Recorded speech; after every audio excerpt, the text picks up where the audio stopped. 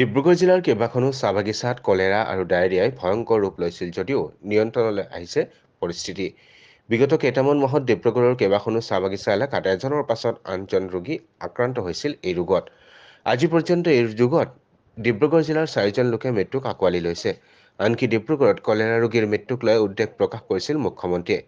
মুখ্যমন্ত্ৰী হিমন্ত বিশ্ব শৰ্মাই কলেৰা ৰোগত আক্ৰান্ত হৈ মৃত্যুমুখত পৰাসকলক 1 লাখকৈ আৰ্থিক সাহায্য প্ৰদানৰ ব্যৱস্থা কৰিছিল।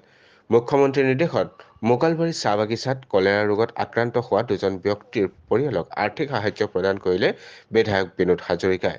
মোকালবাৰী চাহ বাগিচাৰ গ্ৰাণ্ট লাইনৰ নিবাসী দীপক বাউৰীৰ পুত্ৰ ৰাহুল বাউৰী আৰু তেওঁৰ খোলখালী মাখনি বাউৰীৰ পৰিয়ালক আজি বিধায়কগৰাকীয়ে মুখ্যমন্ত্ৰীৰ আৰ্থিক সাহায্য প্ৰদান কৰে।